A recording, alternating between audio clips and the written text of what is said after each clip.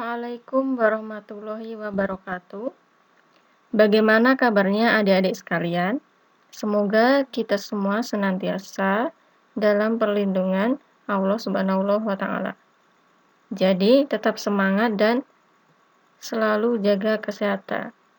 Nah, kemarin kita sudah mempelajari sejarah perjuangan Muhammadiyah pada masa sebelum kemerdekaan dan sesudah kemerdekaan, yaitu pada periode kepemimpinan Kiai Haji Ibrahim sampai dengan periode kepemimpinan Sultan Mansur. Nah, kali ini kita akan mempelajari perjuangan Muhammadiyah pada masa Orde Lama dan Orde Baru. Oke, langsung saja.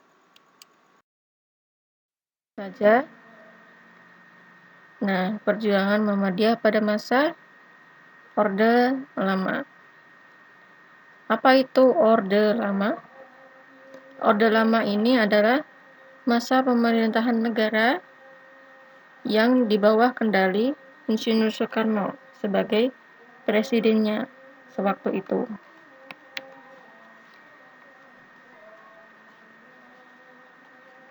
Nah, istilah Orde Lama ini sesungguhnya tidak pernah muncul pada saat kepemimpinan Presiden Soekarno. Nah, istilah Orde Lama ini lahir pada masa kepemimpinan Soeharto yang waktu itu sudah menjabat menjadi presiden, dan beliau mengusung keinginan atau cita-cita baru. Nah, oleh karena itu, pada masa kepemimpinan beliau digunakanlah istilah Orde Baru untuk membedakan dari pemerintahan Presiden Soekarno, yaitu Orde Lama. Nah, pada masa Orde Lama ini, teman-teman, terjadi kegoncangan politik yang secara langsung tidak langsung mempengaruhi gerak perjuangan Muhammadiyah.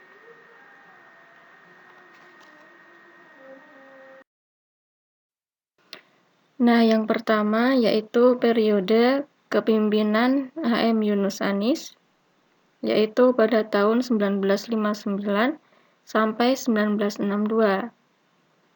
Nah, pada masa kepemimpinan beliau, Muhammadiyah telah berhasil merumuskan identitas persyarikatan yang dituangkan dalam kepribadian Muhammadiyah untuk meneguhkan kembali hakikat dan kedudukan Muhammadiyah, yaitu sebagai gerakan Islam dakwah amar ma'ruf nahi munkar. Nah, jadi pada saat itu beliau memberikan gagasan mengenai perumusan kepribadian Muhammadiyah. Nah, kemudian perumusannya itu digarap oleh sebuah tim ahli yang dipimpin oleh Kiai Haji Fakih Usman.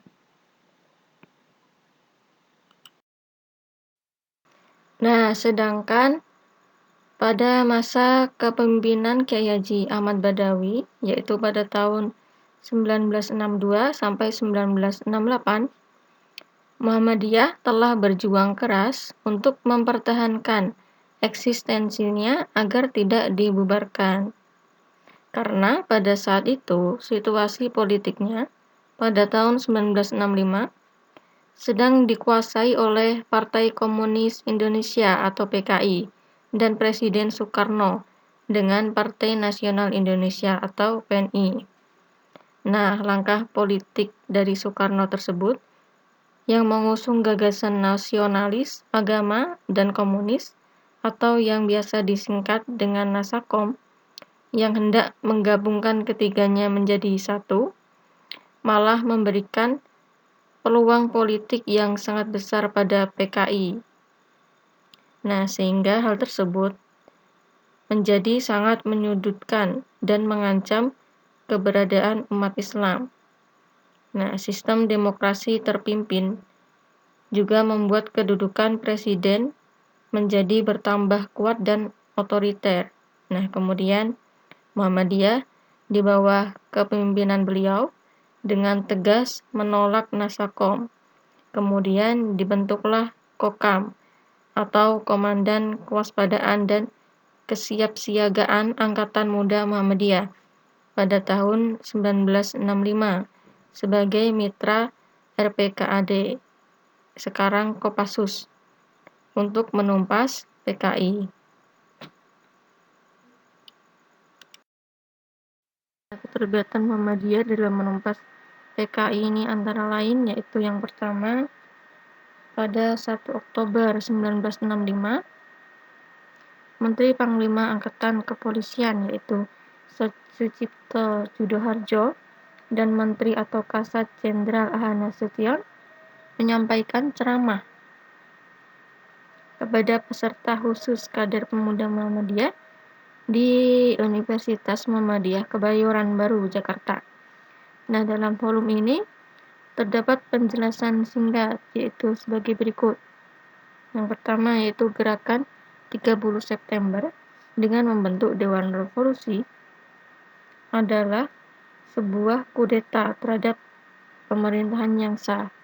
Kemudian yang kedua, dalang dari kudeta tersebut adalah PKI yang dipimpin oleh DNID. Kemudian yang ketiga, seluruh pimpinan dan anggota pemuda Muhammadiyah untuk selalu waspada dalam menghadapi segala kemungkinan yang dapat terjadi demi membela negara dan menggalang kekuatan dan bekerja sama dengan kekuatan yang anti gerakan 30 September.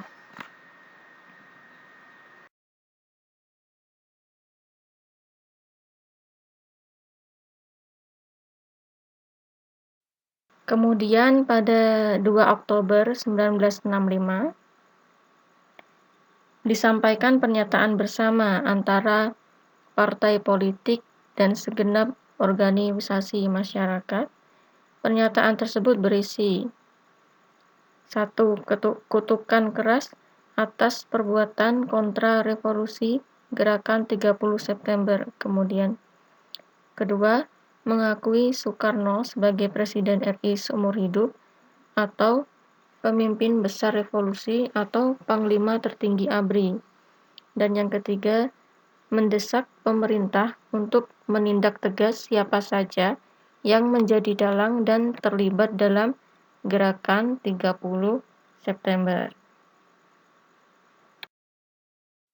Kemudian, pada 4 Oktober 1965, diselenggarakan rapat umum di Sunda Kelapa yang dihadiri ribuan mahasiswa, pemuda, pelajar, dan masyarakat umum. Nah, dalam rapat umum tersebut disepakati untuk membentuk Kesatuan Aksi Pengganyangan Kontra Revolusi Gerakan 20 September atau KAP Gestapo. Kemudian yang keempat, pada 9 November 1965 diadakan rapat raksasa di lapangan Banteng, Jakarta. Nah, dalam rapat raksasa tersebut, Kiai Haji Ahmad Badawi berpidato yang isinya adalah yang pertama, menyernakan Gestapo atau PKI adalah termasuk ibadah. Dan yang kedua, menginstruksikan Kokam untuk bekerja sama dengan ABRI dalam mengganyang PKI.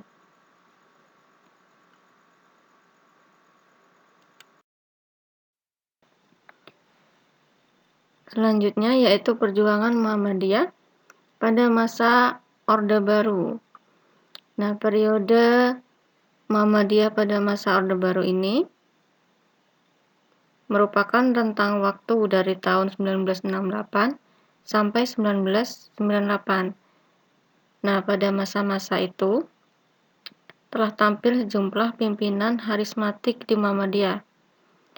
Di antaranya tokoh persyarikatan yang silih berganti memegang pucuk pimpinan Muhammadiyah selama masa Orde Baru tersebut adalah Kiai Haji Fakih Usman, kemudian Kiai Haji A.R. Fahrudin, dan Kiai Haji Ahmad Asdar Bashir. Nah, yang pertama, periode Kiai Haji Fakih Usman dan Kiai Haji A.R. Fahrudin.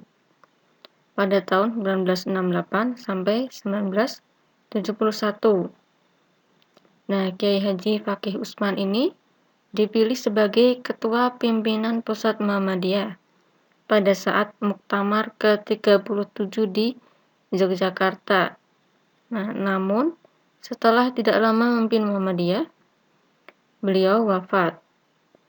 Nah, setelah beliau wafat, pucuk pimpinan Muhammadiyah kemudian digantikan oleh Kiai Haji Arif Fahrudin. Nah, nama lengkap beliau ini adalah Kiai Haji Abdul Rojak Fahrudin. Pada masa kepemimpinan ini, Persyarikatan mengusung gagasan dan usaha yang sangat penting, yaitu memuhammadiyahkan kembali warga Muhammadiyah. Nah, selain itu juga dilakukan pembaruan atau tajdid di bidang ideologi yang dituangkan dalam rumusan, matan keyakinan dan cita-cita hidup Muhammadiyah. Kemudian di bidang organisasi dan usaha-usaha perjuangan, periode ini menyusun hitoh perjuangan dan bidang-bidang lainnya. Kemudian yang kedua yaitu periode kepemimpinan Kiai Haji Arif Fahrudin pada tahun 1971 sampai 1990. Nah, pada masa periode kepemimpinan beliau ini tercatat sebagai periode kepemimpinan terlama dalam rentang sejarah Muhammadiyah. Nah, beliau pertama kali terpilih sebagai Ketua Pimpinan Pusat Muhammadiyah dalam sidang Tanwir di Ponorogo tahun 1969 untuk menggantikan Kiai Haji Fakih Usman yang telah wafat pada saat itu.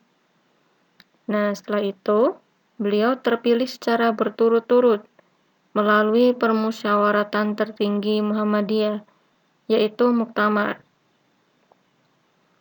Nah, di antara faktor penting yang menjadikan beliau selalu dipercaya sebagai Ketua Pimpinan Pusat Muhammadiyah itu adalah kepribadian Kiai Haji Arif Fahrudin.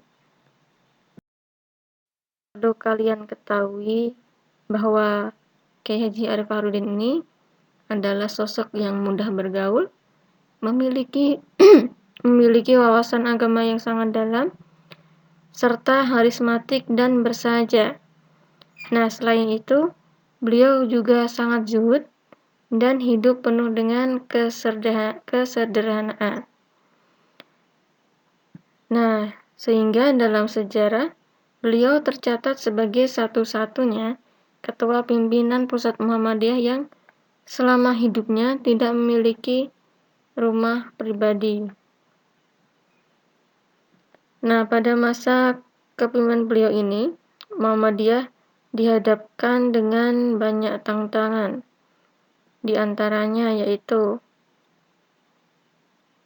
pertama yaitu tentang penggunaan asas tunggal Pancasila pada tahun 1985, di mana pemerintah Orde Baru menetapkan kebijakan tentang asas tunggal Pancasila, sehingga semua elemen tidak terkecuali dengan Muhammadiyah harus menjadikannya sebagai asas organisasi.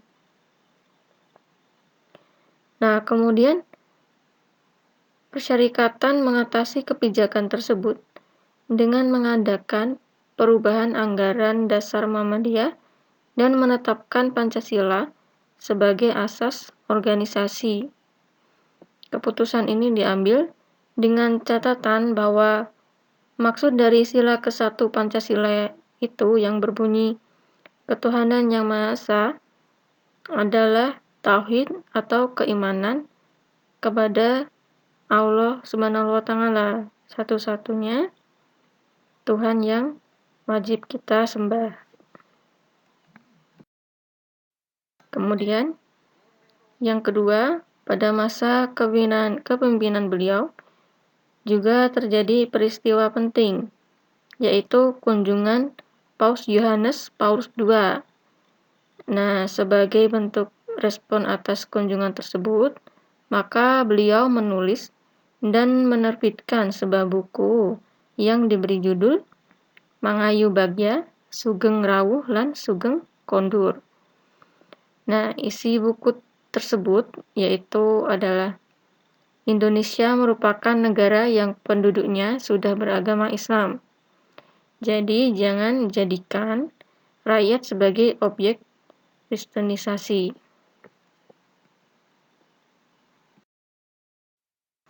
Nah, sedangkan pada masa kepemimpinan Kyai Haji Ahmad Badawi, yaitu pada tahun 1962 sampai 1968, Muhammadiyah telah berjuang keras untuk mempertahankan eksistensinya agar tidak dibubarkan. Karena pada saat itu situasi politiknya pada tahun 1965 sedang dikuasai oleh Partai Komunis Indonesia atau PKI dan Presiden Soekarno dengan Partai Nasional Indonesia atau PNI. Nah, langkah politik dari Soekarno tersebut yang mengusung gagasan nasionalis, agama, dan komunis atau yang biasa disingkat dengan Nasakom yang hendak menggabungkan ketiganya menjadi satu, malah memberikan peluang politik